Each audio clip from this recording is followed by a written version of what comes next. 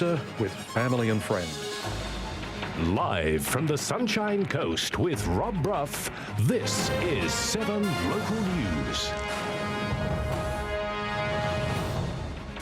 Good evening, folks. Thanks very much for joining us. Well, dangerous rips and holes have caused headaches for lifeguards across the Easter weekend with dozens of rescues. A group of 15 swimmers are lucky to be alive after they were swept out to sea in dangerous surf at Coolum Beach.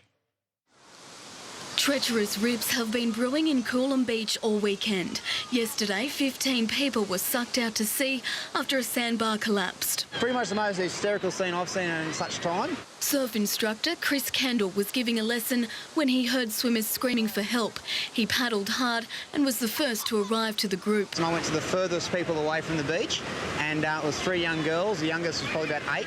Today, lifeguards pulled another young boy to safety. Lifesavers kept a close watch as conditions changed by the minute. Please move back between the flagged area.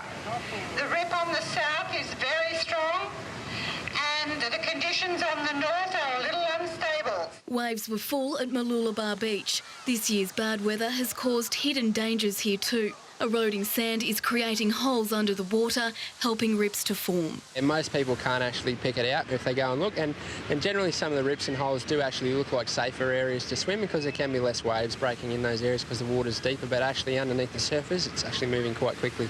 Lifeguards are ramping up patrols across the coast with big crowds expected all week for school holidays. Chris is teaching these little surfers about beach safety from a young age, a lesson that can save lives. Make sure you swim at your own level of ability. Water police were on a blitz at Noosa Heads today. Just from the water police checking licences, rego, safety gear. It's illegal to operate a boat while with a blood alcohol level of 0.05 or more. Everyone's been well behaved. As I said, we've had very little reports of any incidents, and fairly well everyone's doing the right thing. Sadly, a woman who hit her head after diving into the Noosa River on Friday has died. The 42-year-old was transported to a Brisbane hospital in the AGL Action Rescue helicopter. Meanwhile, taking the back road home from Noosa North Shore today was a bumpy trip for these four-wheel drives. Miranda Cook, 7 News. Driver patience has certainly been tested as traffic heading south was reduced to a crawl on the Bruce Highway. In fact, the highway bottlenecked at Caboolture as holidaymakers headed home from the long